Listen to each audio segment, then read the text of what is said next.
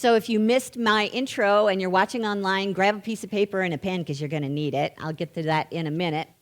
And we've been talking for the first few weeks of January just to try and get a lay of the land for 2023. See where we're headed? Turns out nobody knows. That time of uncertainty for the last few years is still working itself out. There's still the uncertainty of the past, and there's still the uncertainty of the future. We haven't quite figured out where we're headed yet. And this week, I want to talk about a large-scale issue. Not that I want to terrorize you or anything, but just know that there will always be a peaceful statement before I'm finished, okay? So don't lose hope. But one of the things that I want us to talk about is a larger scale version of this season of uncertainty that we're in. And that has to do with, is America coming to the end of its era? That's actually a question that's being bantered about. Is America coming to the end of its era? And the era I'm talking about is the one where you're kind of the dominant player in the global picture. I don't know, maybe some countries don't see us that way. I think just the scale of our property has something to do with the fact that we're a big player in this world. And it has a tendency that after about a century or so, the power dies off of whoever's running the empire, and a new one moves in. And that's been going on at least since the 15th century. Different countries have predominated and then lost their power, and a new one has moved in. And the United States really kind of came into it at the beginning or during the Great War, so 19th century and into the 20th century. But experts, are starting to say that maybe we're kind of losing that. And the main reason that they would say we're not necessarily the dominant force or even positive force on a global scale is because no nation can stand when it's at odds with itself. Wow, you guys are tuned in. Glad to know that I'm not up here alone. I'll say it again. No nation can stand, or at least dominate, let's put it that way, when it's at odds with itself. Anybody seen that happen? Like for a while now in this country? Yeah. And I am not one to talk politics. You know me. I'm like one of the least political people I know.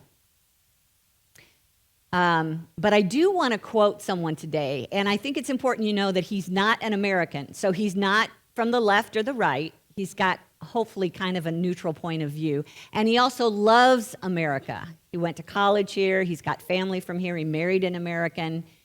His name is Wade Davis, and he's a chair at the University of British Columbia. He's a writer. He's written articles that have become read by millions. And I heard him interviewed, and here's part of what he wrote in the article up here on the screen. The American cult of the individual denies not just community, but the very idea of society. No one owes anything to anyone. All must be prepared to fight for everything: education, shelter, food, medical care. What every prosperous and successful democracy deems to be fundamental rights, universal health care, equal access to quality public education, a social safety net for the weak, elderly, and infirmed, America dismisses as socialist indulgences, as if so many signs of weaknesses. So that has the potential to push your button if you tend to be from the conservative side of our political spectrum. And that's not what I'm trying to do right now. But what I am trying to do is help us recognize we have started to create this individualist society, much more than our parents and grandparents knew. Would you agree? We're more self-centered at this point. And so what I want us to do today is use some time. We might go over. I might not do meditation because I really want groups to talk. I want us to talk about making a conscious choice to deal with community breakdown. Okay? Our watchword for today is community. So this is where I want you to take a look at your handout. It's pink if you're here in the room, and if you're online, let me show you up here on the screen the 3 columns. We're going to be working with identifying what those community breakdowns are. We're going to be looking at what the error thoughts are. We talk about that in Unity as negative beliefs based not on spiritual truth. What are the thoughts that are creating those breakdowns? And then we're going to talk about the kind of conscious choices that we can make to help us heal those breakdowns. And I'm going to start high level, and we're going to keep moving down into more minute points of view. So let's start with some of the main topics that create community breakdown. We'll list them up here on the screen. The first is politics, which is pretty obvious to most of us, that our voting patterns have changed. So instead of voting about an issue and how we personally feel, we just see, was it put forth by the Democrats or the Republicans? Am I a Democrat or Republican? That's who I'll vote for, right? It's just this great cultural divide now where we're just split down the middle. And there is a lack of compromise. There's a lack of conversation going on, unless it's to tell people what you think, what you want, and what you think is the best idea, right? Okay. Another thing that's led to our community breakdown is COVID, the pandemic. It's almost impossible not to break down community when you're told to stay home and not talk to anyone. So it started out with, how do we get a handle on this thing? But it became a culture war. Did you see that? Yeah. Where instead of like, should I wear a mask, the argument became, what does my party say about this? Whether I should wear a mask or not, whether I should go out or not. And another thing that's contributed to breakdown is something that's been going on for centuries. It's just started to come more to the forefront for some of us, especially white people, and that's the racial discrimination. And with the death of George Floyd, we were brought into an awakening that we didn't realize we had, unconscious bias. So we'll get more into that in a little bit. Economic discrimination is happening and has been happening for quite some time, but here's the latest figures. 1% of Americans own $30 trillion of wealth. 50% of the lower income of Americans, that means 50% of all Americans on the bottom half, are asset-free. They have more debts than they have assets. 50% of our country. So you can see, again, a huge divide, and we haven't figured out a way yet to find balance, right? And part of that might be the American dream. Everyone is there to pull up themselves by their own bootstraps. But there just might be something to talk about there when we're in community to see if in my little world I can do something to help bring balance to that. So that's another issue that's on our plate. Technology is something that has taken a forefront in our lives in the last few years, especially because it was the only way to communicate. But in doing that, we are isolated from each other. And we're also losing our social skills, right? The younger you are, the less social skills you have, unless it's typed, okay? Not your fault, and it's not a bad thing. It's just the way that our generations are changing. But it's also what leads to a community breakdown of the whole, if we're not all speaking the same language, so to speak. So we'll talk about that in a minute. And then there's just the clashes between the generations where we're working in a blended workplace now. And actually, we have drugs to thank for that because we're living longer. People are retiring later. And so now we have 4, maybe 5 generations working in a single workplace. Have you seen that? Yes. And again, the older generations of that crowd live from a consciousness of loyalty and commitment and long-term and top-down management and keep the status quo, and if it's not broke, don't fix it. follow the rules. And then the younger generations are about working in teams and everybody having a say and entitled to those higher positions early on. And they're also job hoppers, a year at a time. You've got in that same company somebody that's worked there 20 years, and then you've got somebody coming in that'll only be there a year because they're just, exploring, seeing what life's about. Again, not a bad thing. I just want you to hear why it's difficult to maintain community in that kind of a setting, because we got two totally different cultures working together.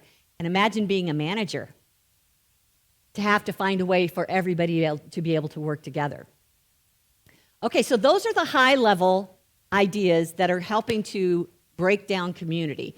Let's talk about how that ends up expressing itself. And I may not have touched on all of them, but you'll get a chance to chat more in your groups later. So I'm going to ask you to start writing these ideas down. Just while this list is up, if you haven't grabbed them, you might want to grab them and put them in your left-hand column of your community breakdowns. But we're going to keep talking about that column. And this is where we get a bit more specific. So one of the things that happens from this point of view is that the loyalty that we had for one another can sometimes start to dissipate when you suddenly find out that someone in your family believes differently about these high-pressure issues. And suddenly you're not speaking to each other. You're unfriending friends on Facebook, right? Because you found out that they don't wear a mask. You're finding out that you're not sure who's on my side, who I can count on, who I can trust. And there's that attitude that says, I'm right, you're wrong. My needs have value, yours do not. Your needs are wrong. You need to shape up and look like me. There's also, as we talked about individualism, it's more now about everyone for themselves. So we're working to fill our needs as quickly as possible before someone else gets that stuff. How many of you had trouble finding toilet paper in the grocery store? Come on, pretty much everybody had trouble finding toilet paper. So what do I need? How can I lay my hands on it first and foremost? And there's less commitment to causes, to organizations than there used to be because we're still self-focused. And we want to take less responsibility in the big picture and just look for the perks. That's kind of what the individualism looks like. And then some of us get so fed up with the rules that have been put in place around COVID that we just start breaking the rules and we don't care, right? We're just going to hoard in quantity, take what's ours, and turn off the news and not care. Some of us, all right? Some of these issues that we talked about breaking down community had to do with the fear of getting sick, so we isolated ourselves. But that fear is still there. Even though the threat is not as rampant, hear me, COVID is still very present. Ask anyone in this room who's not only had it once, but twice, and had a vaccine. So I understand if there's that subliminal feeling of fear about being close to other people. That's a hard thing to let go of. And it's being a detriment to community. There is being overwhelmed by technology shows up in a lot of different ways. Depending on your age, you weren't born with a computer beside your crib, right? You may not even have a computer. My mom, who died in the last couple of years, never had a computer. As a matter of fact, her grandkids, young adults, came to her with an iPad because they wanted to communicate with her. They wanted to show her pictures from their lives so she could keep informed of what's going on. But the problem was they were looking for each other in the wrong places. The grandkids thought, live where I live. She's sitting there thinking, why didn't you just come see me? That's where I live. That's what makes sense to me. That's what I know how to do. So she's like, no, thank you. And they're feeling dissed. You see that? So though it's supposed to bring us closer together, it's not bringing all of us closer together. And I don't know about you, but I think Kim Char and I were like wiped out after the first year of COVID and doing everything online and learning all this new stuff. And I'm not kidding, I was in a webinar every other day to figure out how to do this. So learning, there's a learning curve involved, and there still is, because there's now more and more apps online, things to learn how to do in order to stay in communication with your community, right? So we're living in isolation. Our seniors especially are being deprived of community. And the thing I mentioned before, losing the social skills, is a big deal. You know why it's a big deal? Because if you're going to live spirit first, it's really hard to do when you're not in the same room with somebody, to be sensitive to what they are thinking and feeling. You can't see them, you can't hear their voice, you just got to figure it out by a text. And trust me, I have blown up a few relationships accidentally because I misheard what the message was, and vice versa in writing. So we're missing out on an opportunity to use our intuitive skills when we're separating ourselves like this from each other. And for those of us who here has started working from home since the pandemic? Okay, just a few of you. Who here are already at home during the day? Okay, so what I've discovered of others, because I've always worked from home since we started this church, it's really easy to not stop working. When you're at the office, you know when it's time to get up and leave the room, get in your car and go home and have a personal life, a family life. But community between family members is breaking down, because if we're working from home, we tend to work longer hours now with the computer that's in front of us, and there's just no boundaries there. There's also no way of collaborating with our coworkers when we're not in the same room. Unless you do it on a screen, I don't know, I've just discovered it's not the same. There's something about the energy moving and the imagination catching, harder to do when you're online. And there's a level of mistrust. Now, according to surveys, 87% of people working at home say they are very productive. 12% of their managers agree with them. And they may be productive, but the managers just don't trust that. And how will they know unless they can see you sitting in your chair on Monday, Wednesday, and Friday? Yeah. So now we've also got, we go back to racial discrimination and how that shows up, and numerous ways that I personally cannot name because I'm white. But I think what we've learned is, in the Black Lives Matter movement, there is a resistance to that. As soon as All Lives Matter came on the scene, it basically said, you don't count, we don't see your problem, we're not going to work to your problem, we're going to make sure everybody is accounted for. Well, we're way past that. We missed that boat like centuries ago. So we've got to do something in order to be awake and aware not only of what their needs are, people of color, I'm speaking to those who are not people of color, what people of color's needs are, or how are we ever going to create community here, a balanced community where everyone feels seen. What's happening is they're not getting a chance to even come to the table, let alone have a voice and say what their needs are, or their ideas for that matter, right? Yeah, I could do a whole Sunday message on that. So that's, when we start to get better at community, that's where we can go with this. But there's also the everyday need for resources to balance themselves out. And there's the need for opportunity to balance itself out. So we're still seeing that problem. And, as I started this message series, Blacks would say they don't have much hope that this is going to get any better, at least in the next 5 years. So do we want to come up with some conscious choices that can contradict that and create balance in community? If you're white, this might be hard for you to do because you don't really know what you don't know. And most of us are walking around with that unconscious bias, so we're not even really sure what we're doing wrong or what needs to change that we could do personally. All I can say is just ask questions until somebody gives you some ideas. All right. And by the way, on our website, unitycommunityconnect.com, there is a channel. Somebody tell me what it's called. It's in our e-news every week. I'll get back to you on this.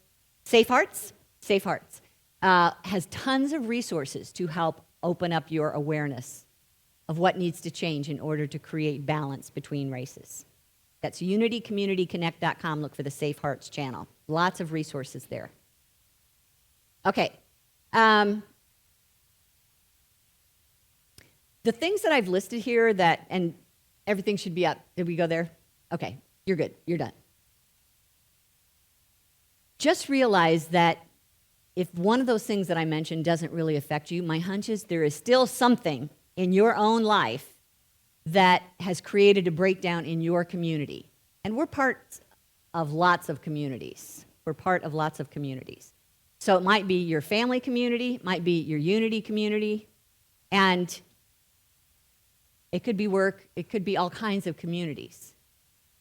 I'm just going to ask you in your left-hand column, community breakdowns, write down one breakdown that you are aware of. Either you're aware of or has actually touched your own life. Just do that right now. One community breakdown you're aware of and or that has touched your own life.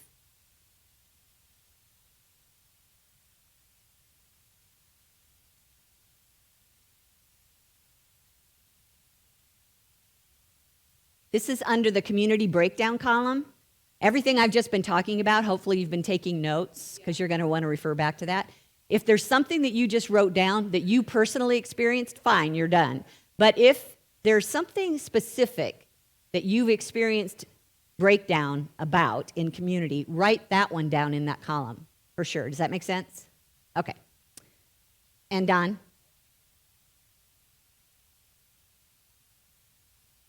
Yeah. Yeah, and so that is one of those reasons, politics or COVID is one of those reasons why community broke down, so you want to make sure that that's on your list. A personal example might be between you and a family member. Make sure that's on your list, okay?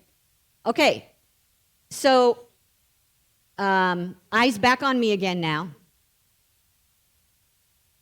What we want to do at this point is identify what the negative beliefs are that got us to this point. These breakdowns in community. In unity, we call them error thoughts. What's the root cause of these breakdowns of community? And I'm going to give you a list, so you're going to want to put this in your second column. One is the belief that we're separate from each other. And we're going to contradict this in the next column or in the next conversation, but at least just write down separation, or it's also known as duality, two powers, where there's a good power working in the world and there's a bad power working in the world. And sometimes it just hits us and we have no power over it, right? Wrong. But that's what we believe. Not my fault that this is happening. There's a negative power in the world working against me. Another error belief is there is lack in this universe. I'm talking big picture, universal principles. We believe that there is lack in this universe, shortage. My government has let me down. My retirement fund has let me down. My employer has let me down. Amazon has let me down. Okay? Another is the idea of selfishness creates this problem. And why are we selfish? Fear of what? Fear of losing, fear of not having. Having anything. Doesn't really matter what it is, but that goes back to the belief that there's not enough, that there's lack in the universe. That's why we're selfish. Some of us haven't established what our meaning for life is. What is my purpose here? And so we just go from day to day and get what we can and not kill anyone, right? Get up tomorrow, get what we can, not kill anyone. So that is an error thought about why I'm here that creates a lack of community. There's also the belief that if I have to be right. Why do I have to be right? Fear. Again, what are we afraid of? If I'm not right, what will happen? If I'm not right, what will happen? Someone else will be right, and then I'll look bad, and people may not like me. Does that make sense? Okay? And most of us are unaware that we're making choices from our past experiences, from what's in our subconscious mind. 95% of what you will do today, you won't even think about because you've done it a million times over, and you respond the same way to these difficult situations. What you've seen work for other people or what you've tried before and worked, you're just going to keep doing it, even if it's breaking community down. So we're unaware of our subconscious. That's an error thought in itself. There's also that belief that I am better than you.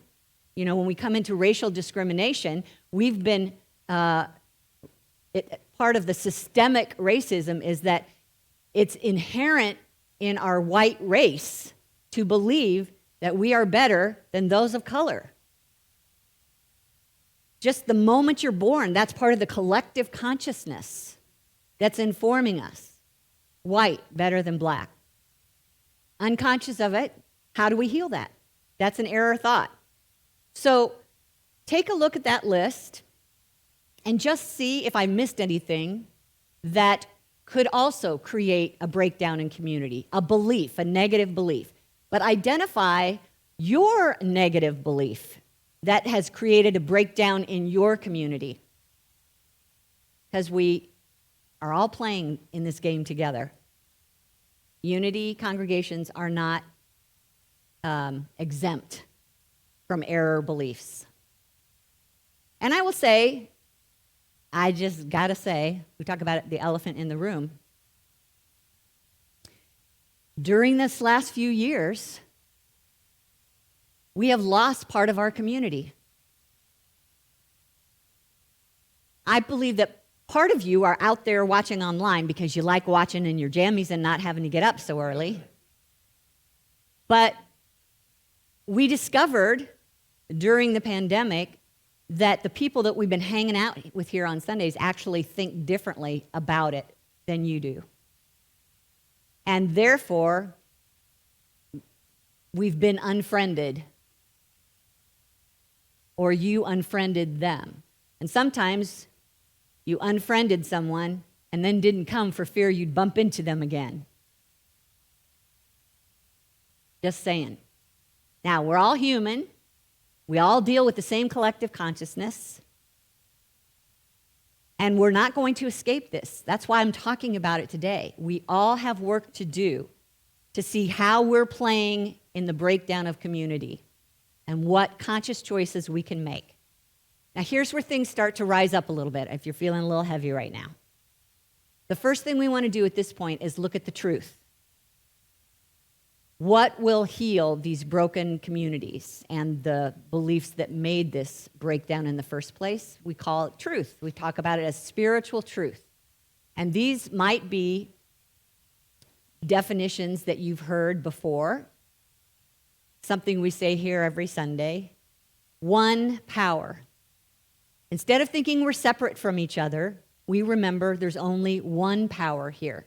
There's no evil force working against us, and no one has power over us. We call that omnipotence, the one power of God.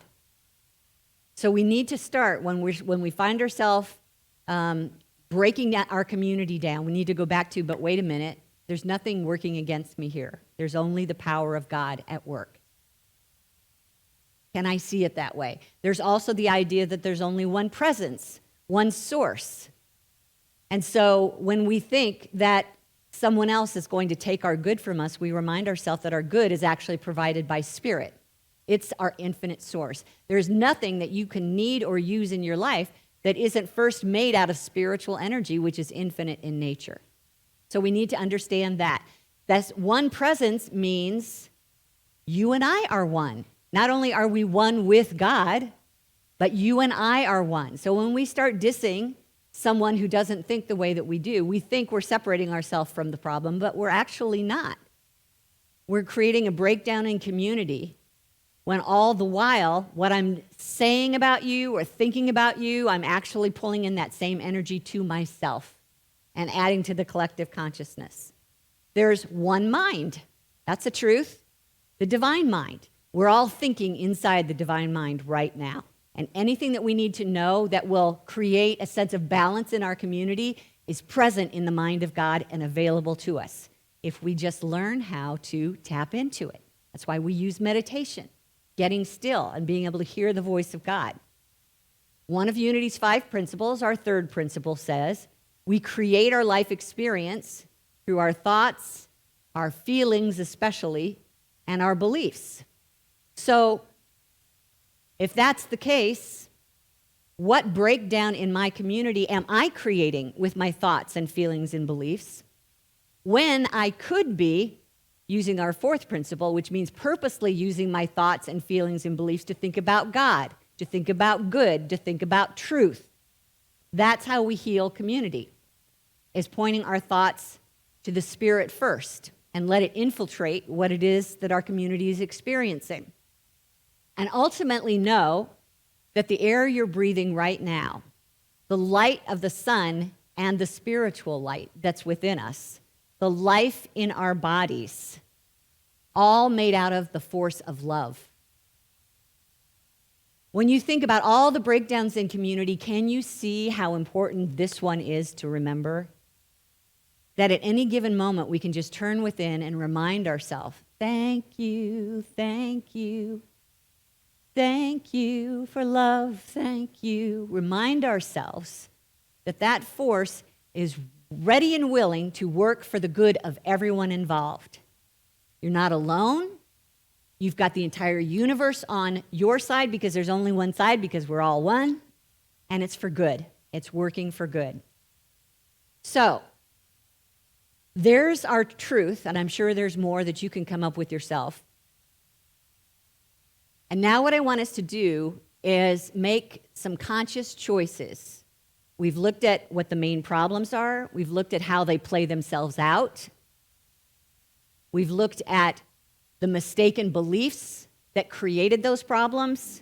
We've looked at the truth that we could be focusing on instead. So now we need to come up with some conscious choices about how to deal with all those things in our left-hand column, okay? And that's what I want you to do in your group. That's what I want you to take time to do online. If you're watching online and you're on Facebook, we've got a chat screen there. So feel free to ask yourself any one of those issues in the left-hand column. What can I consciously do, think, or say to address one of these things in this left-hand column? So take a minute to do that on your pink sheet or on your paper, and then either add it to the Facebook chat or talk amongst yourselves at your table. Now, I want the online people to hear what's going on during this time. So I'm going to come around, and Steve's going to come around, and when we see somebody chatting with you, we're just going to put a microphone there so the online people can hear you, okay? You won't be heard in the room, but we do want them to feel involved. Are you up for that? Okay, don't be shy. Pretend like it's not there. So, Steve, will you get a mic from Liz? And I'm going to take this mic and start chatting amongst yourselves. When Sharon sees something on Facebook chat come up, she'll acknowledge that, and then we'll hear from you guys when we're all done. We're going to come back as a main group and share more together so everybody can hear us, okay? And cameras are roaming with me and with Steve. Thank you. Okay. Once again, what conscious choice can I make right now to address one of these left-hand column issues based on what truth I know, based on where the problems are? Share it with your table.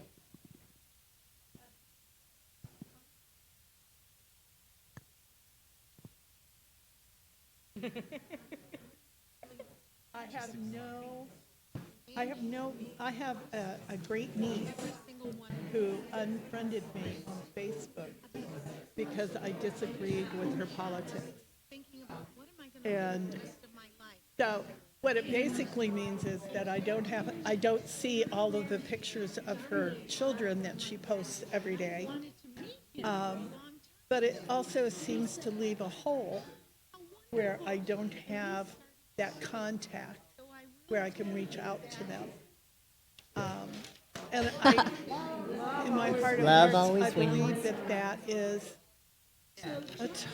so sad and a waste because she's blocked off people because they don't agree with her, because they don't agree with what she has been told to believe. So it's really So do you know what your conscious choice would be? Based on- just to pray, see only the good in her, to kind of go through my life pretending it didn't happen, to allow her to be Talking about active who she listening, wants to be. it's not just looking at the And person keep and the door listening. open. It is also repeating back to them, this is what I heard you say, blah, blah, blah. Did I get that right, or did I miss something? Thank you. One of the things I'm aware of And she is focused on that that. And when I just again, I speak was to them able and to I give listen her and I try to her hear treat where in that morning to let her go to surgery. Mm-hmm. I didn't even leave, and I stopped with the security person, shared my mints with her, and then I started walking to spiritual care, and she called me back, and there was an older lady, and evidently she needed a mint, and I walked up to her, and with my nurse's background said, "Oh, the diabetic's favorite person," and she said, "You got that right, girl," and she took some mints. And so I made contact, 3 contacts, before I actually started my day. And again, it was, what was I putting out? I was putting out good energy. I was welcoming those in need, if you want to call it that, and started my day once again beautifully.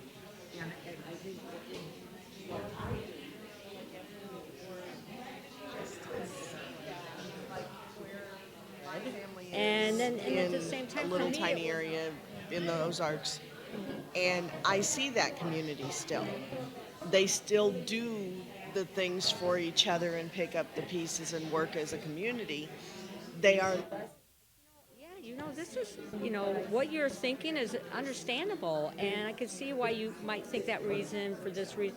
So I didn't say you shouldn't think this way. But then I said, well, here's what I learned, or here's what I think, and here's why I think what I think. And all I can tell you is that I didn't tell him, I didn't argue. the politics are macro. Everything is macro instead of micro, and it's hard to feel like you have anything you can do about it on the macro. And One more minute, you guys. Your mind is, I can't be safe. And so if I can just be a window of saying, you can be safe with me, you can have an experience that you can be safe with me, maybe we can start helping change that belief. Okay. Yeah. Meet them on their level. yeah. Yeah, but also just to see the good, And I have the same experience with what you talk about certain people who have decided that it's okay. I'm like, it's okay. I still love you, and I can be loving toward you and have conversations. When I see you, if I can see you. I would probably not have reacted to her in the same way today as I did then. Which was It was before. Okay, we're wrapping Biden up. was elected. Yeah. You guys are great sharers. Thank you for doing that. I appreciate it. Sharon, was there? Well, you know what? Let me get to this first, and then we'll come back to maybe some stuff from online. So, in case you missed it, I've got a few suggestions for what we can consciously choose when we are in breakdown in our communities. Up here on the screen, why don't you just pop them up all up here so you guys might want to take notes. Love, obviously, is our highest power, and love means to accept everyone as they are, to allow each person to be who they are, and that includes yourself. It also means that we acknowledge everyone has free will to live their life as they choose, and as soon as we try to take that away from someone, we take it away from ourselves because that's the universal law. So pay attention to the free will that we all have. Somebody over here mentioned how using our listening skills, being a what's the first word of that listening? Active, thank you. Active listener, which means you're purposely paying attention to what they're saying instead of trying to figure out what you're going to come back with. And you're also saying back to them what you heard so that they know they were heard, and also that you're clear on what you think you heard, because it's their chance then to clean that up. There is the opportunity to realize that whether we agree or not, we can still relax because they're not our source of good. God is our source of good, and God is infinite, so there will always be good available to us, no matter how often we disagree with other people on a topic. There's the age-old golden rule of what I do to you, I'm doing to myself. What I give, I receive. Whether we like it or not, that's the way that the law works. So it's something to just, before we start giving out what we don't want to get back, let's be mindful of how that law works. There's also, when we acknowledge the infinite good of God, we recognize I can afford to be generous. I cannot outgive God. I can afford to be generous with my time. Spirit is the one that will provide the time back to me. With my resources, with my caring, because there's always more good to be had. There's also the recognition that even if I lose somebody that I voted for, or some decision was made that I didn't want to have made, I can still be happy. I can still be happy. This does not determine my happiness. I decide my happiness. And any decision that I make from fear will only return more things to be afraid of. So basically, what I'm looking for, I will find. If I'm expecting to find something to upset me, I will find it. So maybe, rather than look for someone with distrust in our heart, we stop for a minute and say, what would I prefer to find in this relationship? I'm going to look for that. So these are just a few. I'm sure you guys came up with some more. This is an opportunity I want to hear from you now. Steve, will you go around with the microphone? Where are you there? Who wants to raise your hand from your table and share something good that you heard today? Sharon's at the back with the online crowd. What do you got, Sharon? Does she have a microphone? Yes, I think we do. First of all, we have comments. They really appreciate that the sound they could hear in the room, and they appreciate the comments that you people are sharing. So thank you for being a part of our community together this way.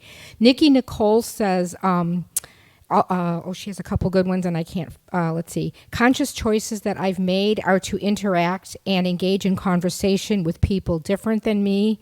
People learn from me, and I learn from them.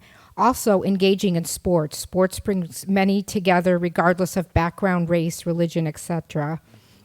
I think leading with love in everything that we do renders the best results and a positive mindset.